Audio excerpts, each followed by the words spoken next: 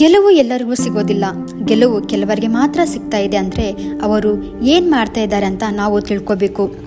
ಎಲ್ಲರಿಗೂ ಕಷ್ಟ ಅಂತ ಬಂದೇ ಬರುತ್ತೆ. ಆದರೆ ಕಷ್ಟಕ್ಕೆ ಹೆದರಿ ನಾವು ಸುಮ್ಮನೆ ಕೂತಿರ್ತೀವ ಅಥವಾ ಹೋರಾಡ್ತೀವ ಅನ್ನೋದೇ ನಮಗೆ ಬಿಟ್ಟಿದ್ದು. ಜನರಿಗೆ ನಿಮ್ಮ ಸಕ್ಸಸ್ ಜೊತೆ ನೀವು ಪಟ್ಟಿರುವ ಕಷ್ಟ ಕೂಡ ಗೊತ್ತಾಗಬೇಕು. ನೀವು ಪಟ್ಟಿರುವ ಕಷ್ಟಕ್ಕೆ ನಿಮ್ಮ ಗೆಲುವೇ ನಿಮಗೆ ಪುರಸ್ಕಾರ. ಈ ಜಗದಲ್ಲಿ ಯಾರು ನಮಗೆ ಶತ್ರುಗಳು ಇಲ್ಲ. ನೀವು ಒಳ್ಳೆಯ ಕೆಲಸ ಮಾಡಿದರೆ ಯಾರಿಗೂ ನೆನಪಿರೋದಿಲ್ಲ. ನೀವು ತಪ್ಪು ಕೆಲಸ ಮಾಡಿದರೆ ಯಾರೂ ನಿಮ್ಮನ್ನು ಮರೆಯೋದಿಲ್ಲ.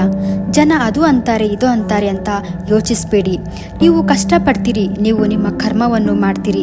ಈ ಜಗತ್ತಲ್ಲಿ ಎಲ್ಲರೂ ನಿಮ್ಮ ಮುಂದೆ ಸಲಾಂ ಹೊಡಿತಾರೆ. ಹೇ, ಏನೋ ಬೇಕು ನಿನಗೆ, ಎಲ್ಲ ಕೂತಲ್ಲೇ ಸಿಕ್ಕರೆ ಗೆಲುವಿಗೆ ಅಂತ ಬೆಲೆನೇ ಇರೋದಿಲ್ಲ. ಗೆಲುವಿಗೆ ಬೇಕಾಗಿರೋದು ನಿಮ್ಮ ಶ್ರಮ. ನೀವು ಪಡ್ತಿರೋ ಕಷ್ಟನೇ ನಿಮ್ಮ ಗೆಲುವಿಗೆ ಆಧಾರ. ಸುಮ್ಮನೆ ಹೀಗೆ ಮುಟ್ಟಾಳ ಥರ ಮನೆಯಲ್ಲಿ ಕೂತಿರಬೇಡ. ಏನಾದರೂ ಕೆಲಸ ಮಾಡಿ, ಹೋರಾಡಿ. ಇದು ನಿಮ್ಮ ಜೀವನ. ನೀವು ಗೆಲ್ಲೋದ್ರಲ್ಲಿ ನಿಮಗೆ ಲಾಭ ಇದೆ, ಬೇರೆಯವರಿಗಲ್ಲ. ಜನರು ಹಿಂದೇನೂ ಬೈತಾರೆ, ಜನರು ಮುಂದೇನೂ ಹೊಗಳ್ತಾರೆ, ಜನ ಒಂದಿನ ಸಲಾಂ ಕೂಡ ಮಾಡ್ತಾರೆ. ಅದಕ್ಕೆ ಜನರ ಬಗ್ಗೆ ಯೋಚನೆ ಮಾಡೋದನ್ನು ಬಿಟ್ಟು ಬಿಡಿ. ನಿಮ್ಮದು ಒಂದೇ ಗುರಿಯಾಗಿರಬೇಕು, ಅದುವೇ ನಿಮ್ಮ ಗೆಲುವು.